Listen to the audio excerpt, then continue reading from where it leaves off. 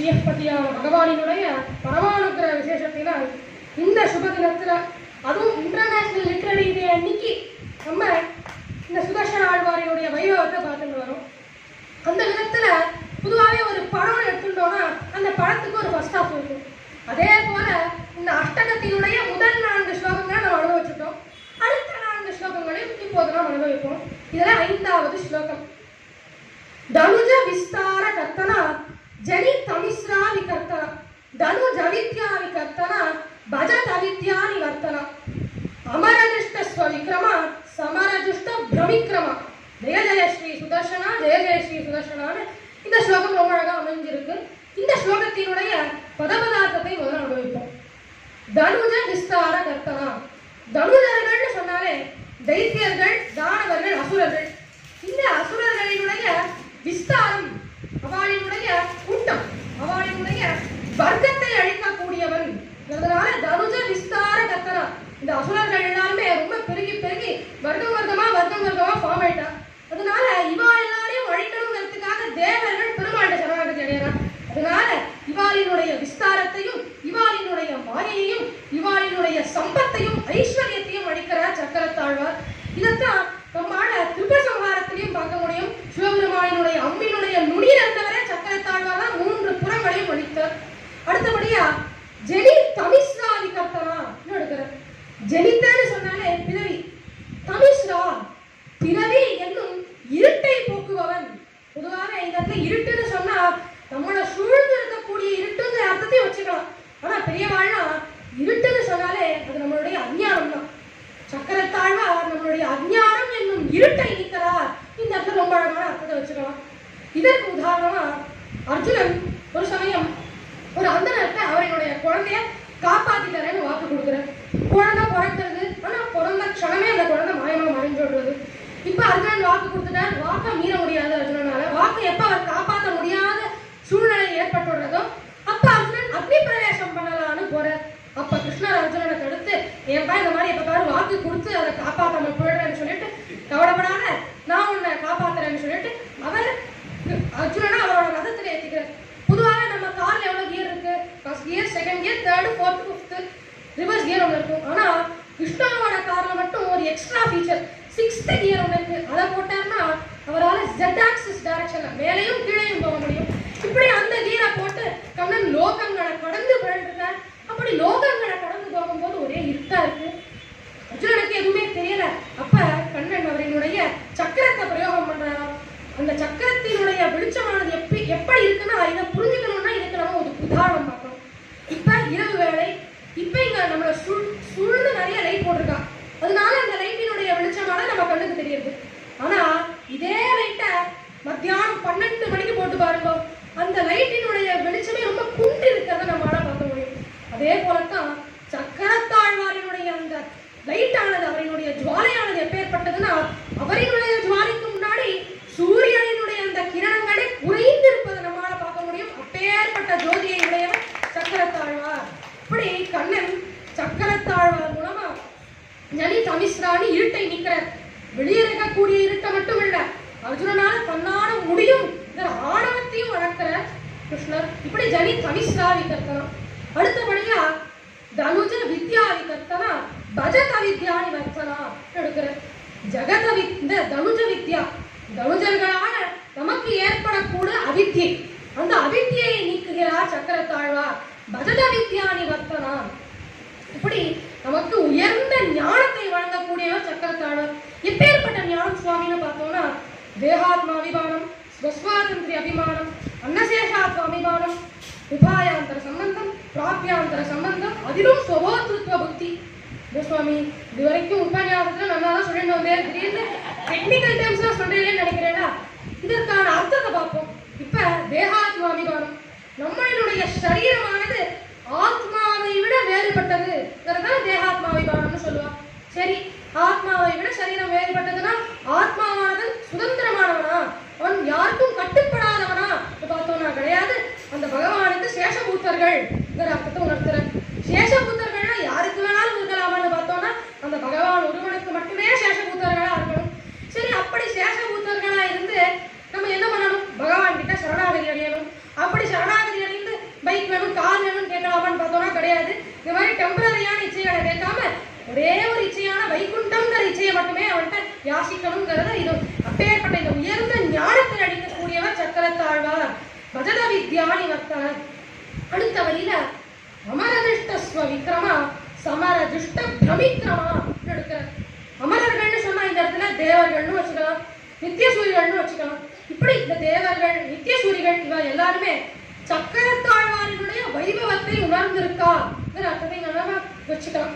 இதற்கு ஆனா இந்த இடத்துல தேவர்களோ நித்தியசூரிகளோ அவர்களுடைய வைபவத்தை உணர்ந்தாரோ இல்லையோ, அம்பரீஷ சரித்திரத்துல துர்வாசனன்னு உணர்ந்திருக்க. அப்பேற்பட்ட அந்த அம்பரீஷ சரித்திரத்தை பார்ப்போம்.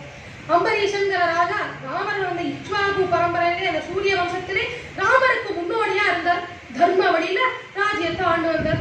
இவர் ஏகாதேசியில விரதம் வந்திருக்கார். துவாதசி அன்னைக்கு பாரணம் பண்ணணும். அப்படி இவர் பாரணம் பண்ணலான்னு இருக்கிற சமயத்துலதான் துர்வாசனம் வந்திருக்கார்.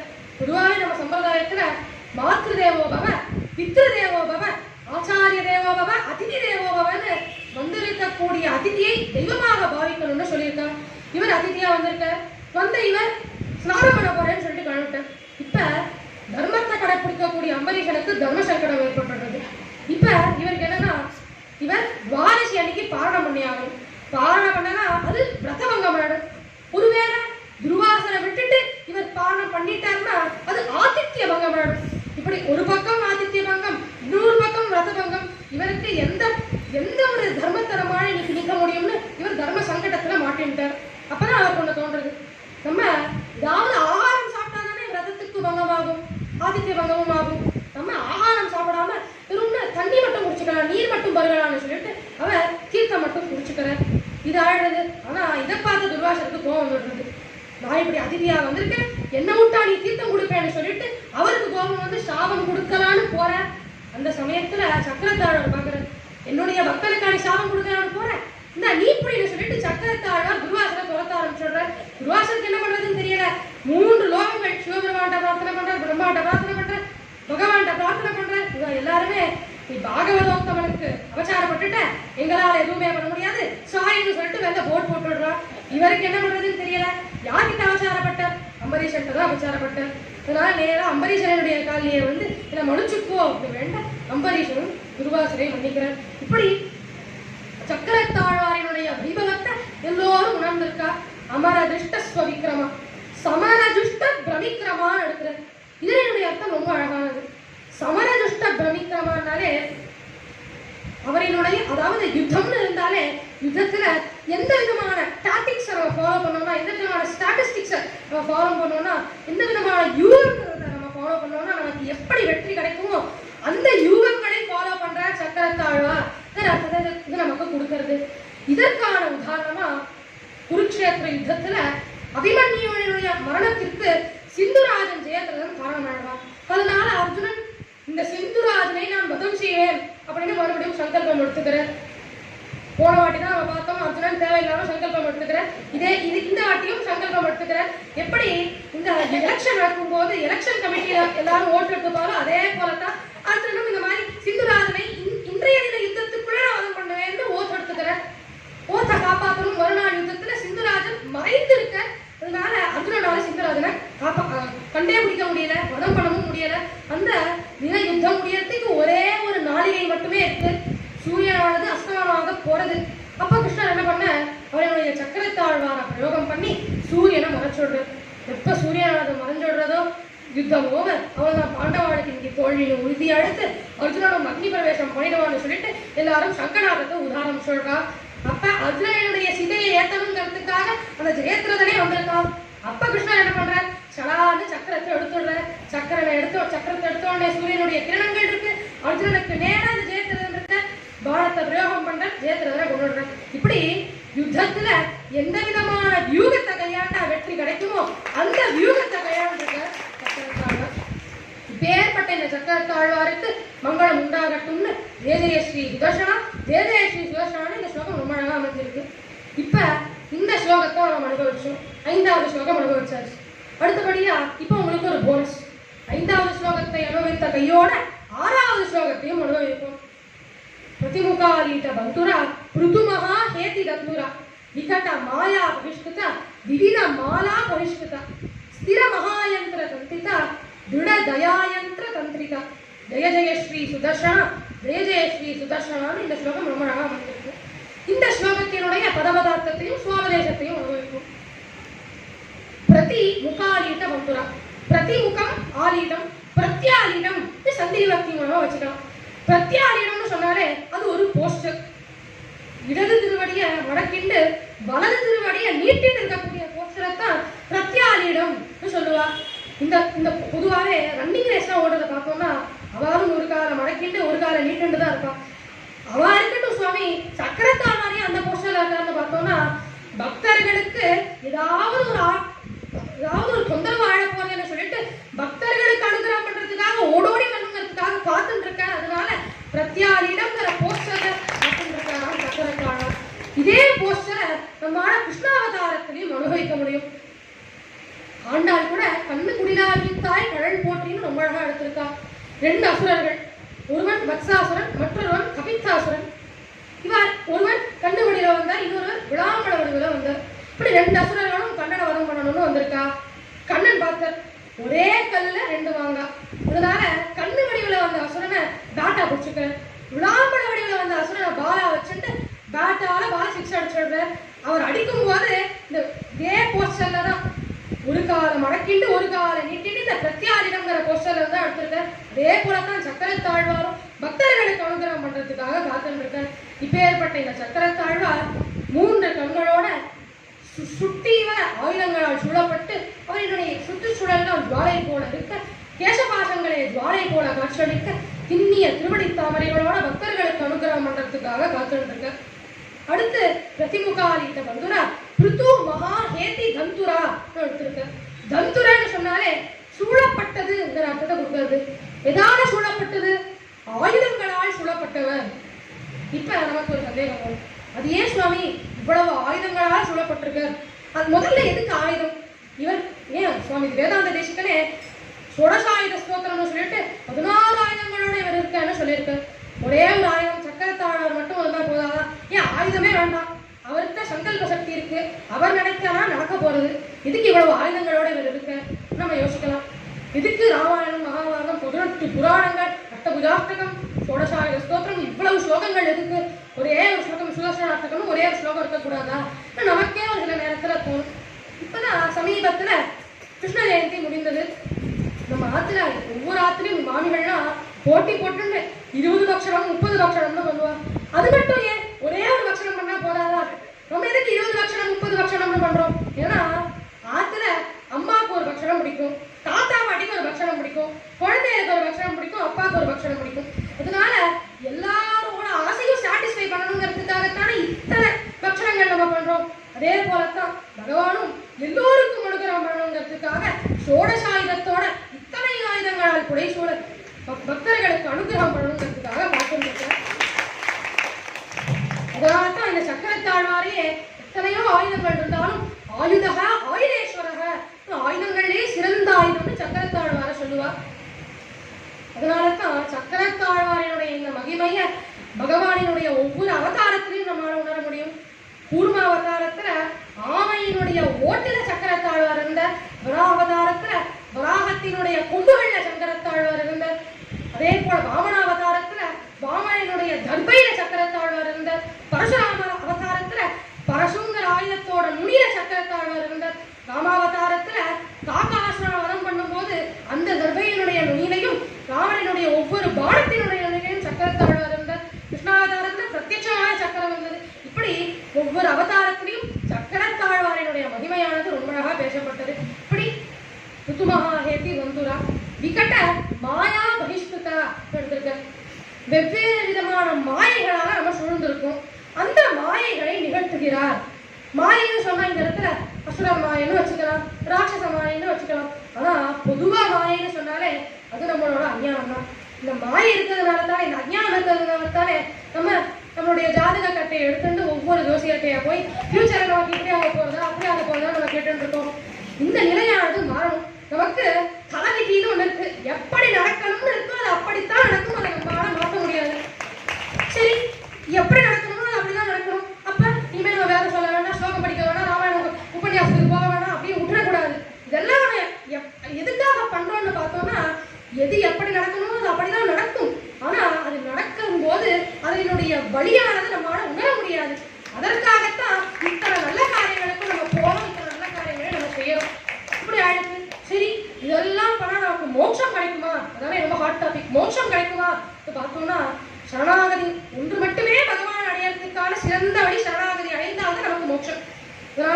சம்பிரதாயத்தையே சங்கிலி வழியில வந்த சம்பிரதாயம்னு சொல்லுவா. உதாரணமா இப்ப ஒரு எக்ஸாம்பிள் எடுத்துக்கலாம். நம்ம டிராபிக்ல மாட்டின்னு இருக்கோம். ஏன் வரும்போதே அடையாறுல அப்படிதான் டிராபிக் இருக்கு, டிராபிக்ல மாட்டிக்கிறோம். நம்ம 125வது வெஹிக்கல்ல வாகனத்துல இருக்கோம். அங்க முதல்ல இருக்கக்கூடிய வாகனத்துக்கு பக்கத்துல பச்சை லைட் போட்டுடுறா. அந்த பச்சை லைட்டை என்னால 125வது வாகனத்துல வந்து பச்சை லைட்டை என்னால பார்க்க முடியாது. ஆனா முதல்ல இருக்கக்கூடிய 2 வாகனங்கள் பச்சை லைட்டை பார்த்து அவ மூவாவா, இவாளை பார்த்து 3வது வாகனம் போவா, 4வது வாகனம் போவா, 5வது வாகனம் போவா. இப்படி ஒவ்வொருத்தரா போயிட்டே வருவா. எப்ப 124வது வாகனமாவது கிளம்புறதோ அப்ப நம்மளும் கிளம்புவோம். அதே போலத்தான் பகவான்கிட்ட எத்தனையோ பேர் லிஸ்ட்ல மோட்சம் கிடைக்கணும்னு வெயிட் பண்ணிட்டு இருக்கா. நம்மளும் அந்த லிஸ்ட்ல தான் வெயிட் பண்ணிட்டு இருக்கோம். மோட்சமானது நமக்கு நிச்சயமா கிடைக்கும். இதே சந்தேகம் தான் ஒரு சமயம் ராமானுஜர் காலக்ஷேபம் மட்டும் இருக்க அத்தனை ஆச்சாரியனும் அத்தனை ஆச்சாரிய சிம்மங்களும் ராமானுஜர்கிட்ட காலக்ஷேபம் கேட்டு இருக்கா. அப்படி கேட்டு இருக்கிற சமயத்துல அன்னைக்கு என்ன டாபிக்னு பார்த்தோம்னா அன்னைக்கு விபீஷண சரணாகதி, சரணாகதியிலேயே சிறந்த சரணாகதி. அந்த சரணாகதியை தான் ராமானுஜர் சொல்லிட்டு இருக்கார். அப்ப அவர் ராமானுஜர் எந்த கட்டத்தை சொல்லிட்டு இருக்காருன்னு பார்த்தோம்னா எல்லா குரங்குகளும் விபீஷணனை அங்கீகாரம் பண்ணக்கூடாது கட்டத்தை அப்ப அவர் காலக்ஷேபமா சொல்லிட்டு இருக்கார். இதை கேட்டு இருக்கக்கூடிய பிள்ளை உரங்காவலி தாசர் இதை பார்த்தோன்னே ராமர் இவருக்கே விபீஷணனுக்கே அங்கீகாரம் கிடைக்கலன்னு சொல்லிட்டு பிள்ளை உரங்காவலி தாசர் எழுந்து போயிடுறார். பொதுவாகவே காலக்ஷேபம் நடக்கும்போது யாரும் எழுந்து போக மாட்டான். அதுவும் தேவரினுடைய காலக்ஷேபத்துல இவர் எழுந்து போயிட்டார். அதுக்குன்னு இப்படி சொன்னோன்னு நீங்க உபன்யாசத்தை விட்டு எழுந்து போறாங்க. உடையவரோட காலக்ஷேபத்துல இருந்து இவர் எழுந்து போயிட்டார். அப்ப ராமானுஜர் கேட்கிறார், ஏன்பா இந்த மாதிரி எழுந்து போயிட்ட கேட்கும்போது அவர் சொல்றாரு, இந்த மாதிரி அப்பேற்பட்ட விபீஷணனுக்கே அங்கீகாரம் கிடைக்கல, எம்ம போன்ற நீச்சலுக்கா மோட்சம் கிடைக்க போறது அப்படின்னு சொல்லும் போது ராமானுஜருடைய புத்தி கூர்மையானது எப்பேற்பட்டதுன்னு பார்த்தோம்னா யார்கிட்ட எப்படி பேசினா அவளுக்கு புரியுமோ அது போல பேசுவார். அப்பேற்பட்ட கிளியர்மெண்ட். அப்ப இந்த பிள்ளை உரங்காவலி தாசர்கிட்ட ராமானுஜர் கேட்கிறாரு, இப்ப நீ எமக்கு மோட்சம் கிடைக்கும்னு நினைக்கிறீரா கேட்கிறார். அப்ப பிள்ளை உரங்காவலி தாசர் சொல்ற, நீர் எப்பேற்பட்டவர், வைகுண்ட லோகத்துக்கே நீங்க தான் வெளிச்சம் போட்டு காட்டு, அப்படி இருக்கும்போது உங்களுக்கு மோட்சம் கிடைக்காம எப்படி சொல்லும் போது ராமானுஜர் சொல்றார், அப்ப எனக்கு மோட்சம் கிடைக்கும்னு நம்புறீங்க இல்லையா, எனக்கு எப்ப மோட்சம் கிடைக்காதோ அப்ப நான் ஒன்னு விட்டுட்டு போக மாட்டேன், ஒன்னையும் அழைச்சிட்டு தான் போவேன். இந்த ரொம்ப அழகா சொல்றேன். ஆனா இந்த கதையோட ஹைலைட் வந்து இங்க முடியல, இதற்கு மேல கதையை ஆரம்பிக்கிறது. அப்ப ராமானுஜர் சொல்றாரு, இத நான் எப்படி உறுதியா சொல்றேன்னு தெரியுமோ, இதே கேள்வியத்தான் என்னுடைய ஆச்சாரியனான பெரிய நம்பிகள்கிட்ட நான் கேட்டிருந்தேன். அப்ப பெரிய நம்பிகள் இதே சமாதானத்தை தான் ஏண்ட சொன்னேன். அப்ப பெரிய நம்பிகள் அவருடைய ஆச்சாரியனா ஆளவந்தார்ட்ட கேட்டார். ஆளவந்தான் நாதமுனிகள், நாதமுனிகள் நம்மாழ்வார்ட்ட கேட்டார். நம்மாழ்வார் விஸ்வக்ஷேனன் சாட்சாத் அந்த திவ்ய தம்பதிகள்கிட்டயே கேட்ட. எப்ப திவ்ய தம்பதிகள் விஸ்வக்ஷேனத்தை கொடுத்துட்டாரோ பெரிய நம்பிகளுக்கு கிடைச்சிடும். அப்ப எமக்கும் மோட்சம் கிடைச்சிடும். எமக்கு எப்ப மோட்சம் கிடைக்கிறதோ அப்ப உண்மை நான் விட்டுட்டு போக மாட்டேன்னு சொல்ற. அப்பதான் இந்த பிள்ளை உரங்காவலி தாசருக்கு நிம்மதியே வருது. இதெல்லாம் எதுக்கு சொல்ல வந்தேன்னா பகவான் மேல நமக்கு பூரணமான விசுவாசம் வேணும். இந்த மாயையை விட்டு நம்ம விலகணும்.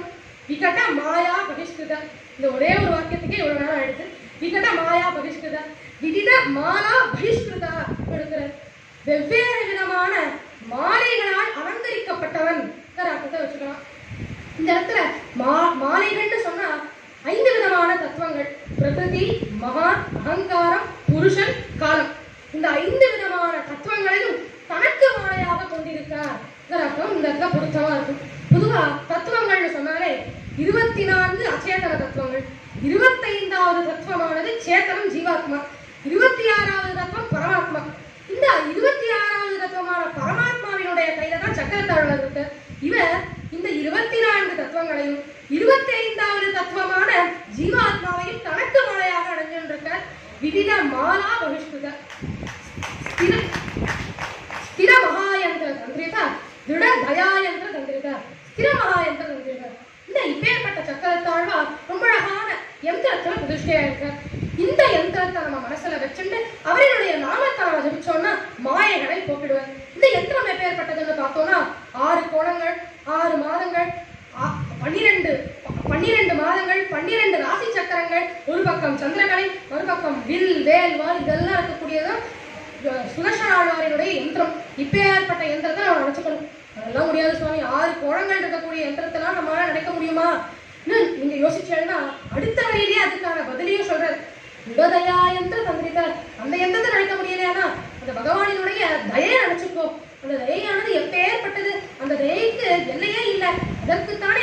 வேதாந்த தேசிகனே தயா சகதம்னு எடுத்திருக்கார். அந்த தயைக்கு எல்லையே இல்லை. அந்த தயைக்கு நம்ம பாத்திரர்களானாலே போதும்.